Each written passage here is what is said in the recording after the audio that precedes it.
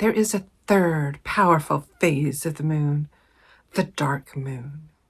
It is the phase for doing our self-transformation, our self-awareness, and our inner healing work. Dark moon facilitates going deep within for our inner work of understanding ourselves, integrating our healing, and accepting ourselves.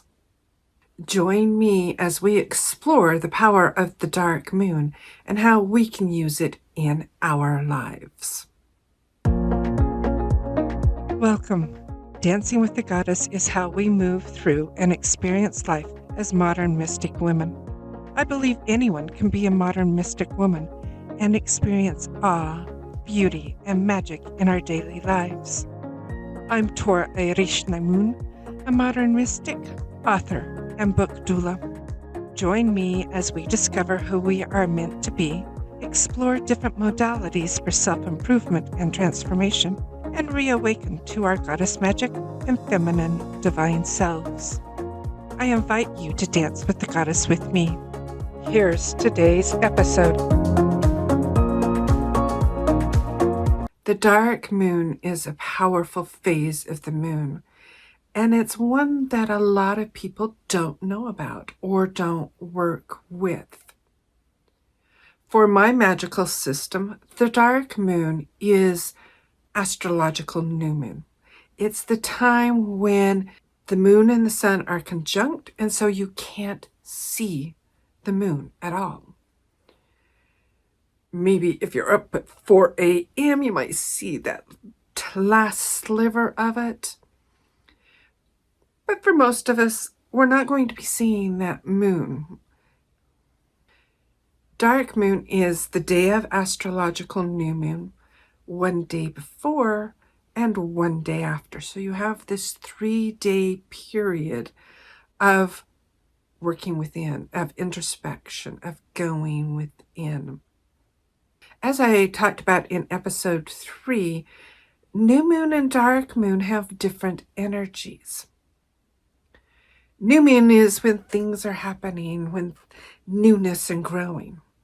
Dark moon is that time to go within. And as I talked about in episode 2 about moon magic, dark moon is that time of introspection. And it can be equated to death because we're going within, we're looking at what we need to do to change those things. What do we need to release? What do we need to heal? When we change and we grow, those are many deaths of the ego. There are 4 ways that we can work with the dark moon. 1, for reflection and going within. Dark moon is that time to do your inner work, your inner reflecting, that journaling of who am I, what am I doing, where do I want to go, what has been happening in my life. If we're working with our moon cycles, new moon, we set our intentions. Full moon is things we're coming into power. Dark moon is that time to look at our month, our lunar month, and we set these intentions at new moon. What happened during the month? We often get moving in our lives and busy. We set our new moon intention and kind of forget about it. Dark moon is that time to pull out our new moon intention that we set and reflect what happened during the month. What occurred that brought us closer to that intention or that goal that we set? How did things change? We set an intention or a goal. Sometimes we're going through our month that information comes to us, experiences happens, and we realize that goal that we set at new moon, isn't quite right for us, or it needs to shift and change. By reflecting on that during dark moon, we can open up to seeing what needs to be shifted, what needs to be changed, what needs to be let go of. Does that new moon intention that we set no longer serve us? Because things have happened, we've grown. Our business has changed. We've pivoted. That is what the dark moon is for. It's reflecting on who we are, our qualities. This is the self-awareness part. It's reflecting on our qualities of, are they the ones that we want? If they're not, can we change? Or are there qualities that we want to bring out into the light? The dark comes before the light. The darkest part of the night is not midnight. The darkest part of the night is just before dawn, just before the light shines again. Going into our dark moon is just before the light is coming, just before dawn. So we're looking at what we want in our lives, what we want in ourselves. And because we don't have all this light reflecting on us and reflecting from other people, now we can reflect on just ourselves and who we are and what we want, how we want to show up in the world. Of course, we can look at our human design to give us clues on that, especially what is our incarnation cross, what is our conscious sun and earth and unconscious sun and earth, because that's how we are in the world, whether we see it or not. We can look at those gates, those channels, and those profile lines that make up our incarnation cross. And are we in the shadow of it? Are we denying who we are? Are we kind of living it? Or are we in a place of exaltation? Are we exalting our incarnation cross? Are we fully in it and working consciously with those qualities of our incarnation cross? For my incarnation cross, my conscious sun is gate 2. My conscious earth is gate 1. Those are the creative gates. Those are the gates of unity, of connection, of divine connection. Gate 2 is divine connection, the goddess. There's a reason I'm doing this work. It's right in my incarnation cross.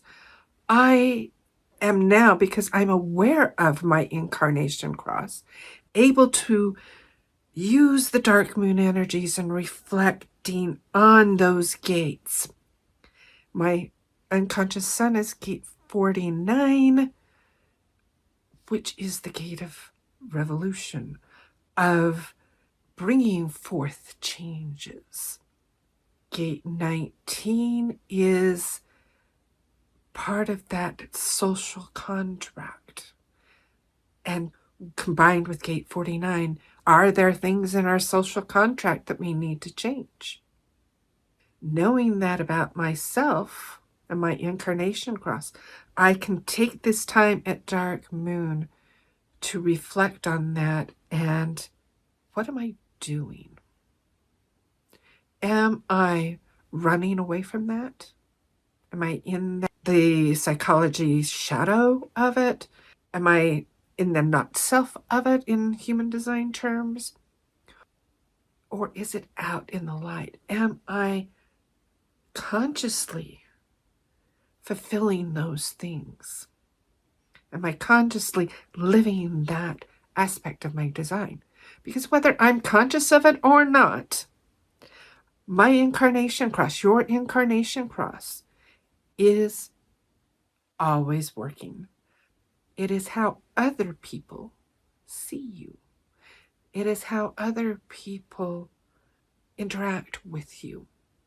So knowing your incarnation cross can help you know who other people see you and how you want to be seen.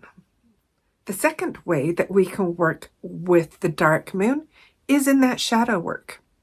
And I'm going with the Jungian and psychology terminology of shadow work right now, in that it's the things that we don't like about ourselves.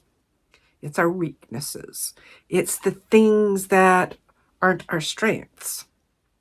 Using dark moon, we can look at those and bring those into the light. They're called shadows because we don't see them. We don't acknowledge them. And I expand this to acknowledging your strengths as well. That's part of shadow work for me. It isn't just our weaknesses that we need to work on in our shadow work. A lot of times, what's in our shadow, what's in our darkness, what's inside that we don't see are our strengths.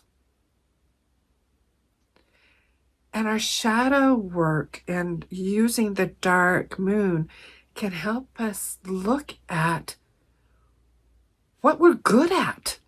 Not just what we're not good at, but just what we're good at. That's part of the incarnation cross. Looking at that gives us clues at what we're good at. I'm good at creating things. I have tons of ideas of what to create. I was not happy as an accountant because I wasn't creating. I was doing the same thing over and over again. The one thing that saved me was I was creating spreadsheets. That helped ease my creative self, but it wasn't enough. As soon as I discovered my human design and my incarnation cross, I was able to embrace my creativity, to embrace my writing ability for stories. I write fantasy stories, for writing blog articles and talking about this and creating videos. Creating this podcast is part of my strengths, that by doing shadow work, I was able to acknowledge and accept in myself. That's part of our shadow work, is seeing what is within us and accepting it and acknowledging it to either heal it, change it, or embrace it. All of that's part of our shadow work. The third thing that we can do in the dark moon and using this dark moon energy is releasing.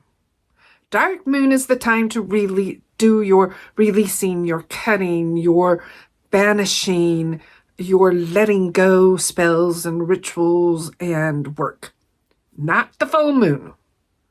Full moon is when the moon is at its fullest strength and you want to be dealing with those things that you want more of, not what you want less of. The dark moon is when you work with all of that stuff that you don't want in your life, that you want to do your cutting rituals of cutting relationships and situations. Dark moon is that time to do your healing and trauma work of what you want to let go of. You've now uncovered it. Do I embrace it? Do I heal it? Do I let it go? This is releasing it, letting it go. A really good technique that I have found for my letting go is tapping. I love EFT and tapping and just going through and using that to not only consciously to remove, delete, dissolve those programmings, those mindsets. That's what I like using dark moon for. And tapping really helps to do that, to consciously talk about it. And as you're tapping, you're connecting with your meridian system and your nervous system, your auric system, and you are moving those energies out of your body. I like doing that at dark moon. It's really great practice. And when you release, you are clearing space. You are creating that vacuum. And through science, we know that nature abhors a vacuum. Doing that releasing work, that clearing work, creates a vacuum. And now we've done it at dark moon. 3 days later comes the new moon. And now we can bring in what we want at the new moon with more clarity. We've cleared out some of the stuff that was blocking that, so it can come in more easily. When we're doing our manifestation work, one of the things to consider is if things aren't coming in to us or manifesting the way that we want, what's blocking us? What is within us? What's a mindset or a belief or programming, social programming, family programming that is stopping that from coming in? How are we closing the door for that? That's what our dark moon will do, is look and see what that door is so that we can open it. As part of that releasing and clearing work is opening that door. And this leads to the fourth way that we can use the dark moon, and that is to prepare for the new moon. If we are using the moon cycles, dark moon is that time when we've been doing our introspection. Part of that introspection is looking at our new moon intention that we set, our last one that we set. What happened? What do we need to change? And then we can reflect on that and use that information to be setting our new moon intention 3 days later when you can see the first crescent of the moon. If we're just setting new moon intentions from our mind, from our ego, that's a high likelihood they aren't going to come to fruition. When we use the dark moon energy to go within, part of that going within is what is in me that is ready to see the light. And asking that question, reflecting on that, and at new moon, what are we bringing into the light? What are we birthing? The dark moon is that death, but it is also that gestation time. That's going within, that's planting the seed. New moon isn't planting the seed. Planting the seed is dark moon. That's when it's getting put into the dark earth. New moon is when the seed is germinating and starting to poke its head out of the earth, coming into the light. So we're planting that seed of our new moon in the dark moon. The dark moon, we're giving it that loving care that it needs. What does it need? Reflecting on, if I'm setting this new moon intention, what is right for me for my new moon intention? If I'm coming from within to set that, I'm going within to find out what's right for me at this point in my life. what's right for me now in this energy to bring forth. Then the new moon intentions that we set are from that place of connection. Because when we're going within, we're connecting to our inner being. We're connecting to our inner goddess. This is the place where we're listening to the divine, to the goddess, for those answers. And then the new moon, we're expressing those. Our new moon intentions now have a better likelihood of being more in alignment with us and what's right for us, rather than shoulds. I should do this. I need to do this in my business because I've heard this is what you should do to grow your business. I need to write this type of a story because I should, because it's what is marketable. None of those shouldings ever work right because they're not connected to you. They're not flowing from you.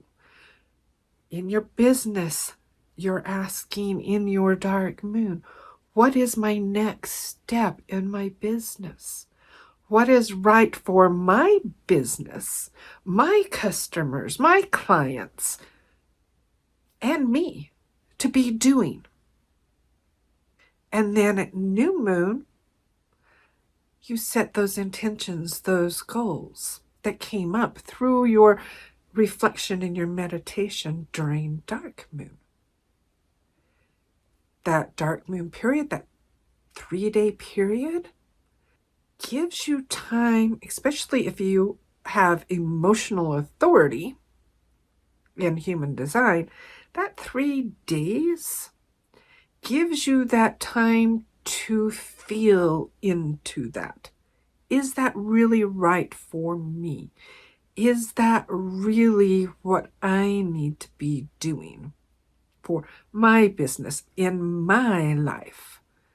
Giving it time for that emotional authority to work. Even if you have sacral authority, sometimes you get an immediate yes, immediate no, but it might not be quite right. You can use that 3 days to refine that feeling of going deeper of, okay, this is what I want to do. I want to create a Shopify store. What do I need to do that? Do I need training? Or what training do I need? So you can be asking those questions and refining that. So at new moon, you can set that intention with better clarity now of my new moon intention will be to create this Shopify store for my products that I want to offer.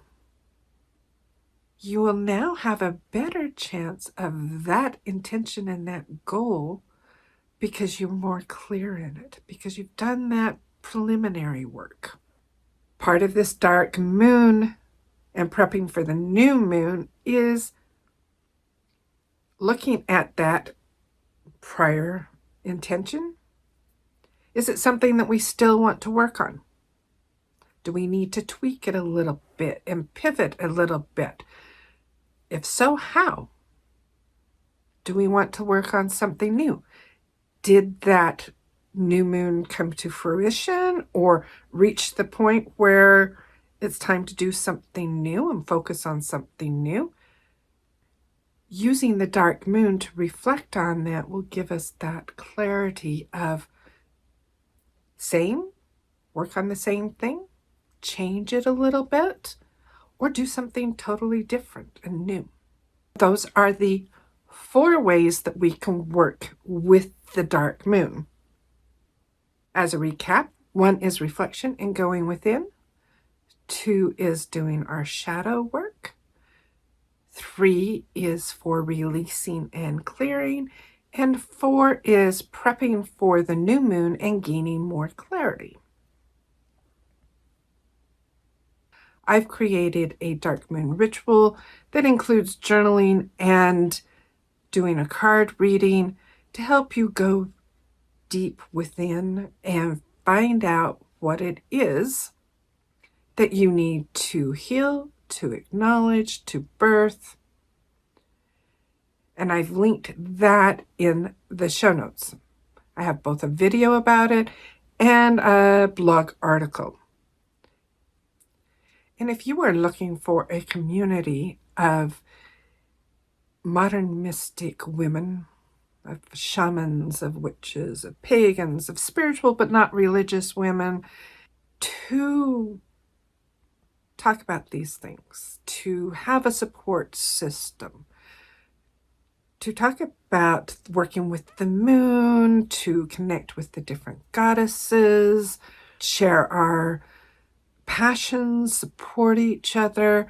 I invite you to explore and join my Dancing with the Goddess Sisterhood, and that is a membership community held on Circle, and the link for that is also down in the show notes. Dark moon is a powerful time for releasing, reflection, introspection, and shadow work. I invite you to use the power of the dark moon to discover more about yourself, increase your inner awareness, and set more powerful new moon intentions. Let me know in the comments or connect with me on one of my social medias or email me and let me know how this is working for you or if this was new information. It has been through working with the dark moon energies and doing this introspection work, knowing myself through human design in combination with this dark moon work, that I'm able to be doing this work that I'm doing now and to be the person and the woman that I am today. And I'm very grateful for that. May you find the self-knowledge, the transformation, the strength within you through using the dark moon and that self-reflection and introspection. May you dance with the goddess in love and joy. Thanks for watching. I hope you enjoyed this episode and it deepened your dance with the goddess. Please subscribe to our channel, like and share the video, and feel free to comment. This helps more women find our show. To support the show, please donate to buymeacoffee.com DWG-pod. Your donations help support the cost of hosting, editing, and production of the podcast. We appreciate your support. May the rest of your day be amazing, and may you dance with the goddess in love and joy.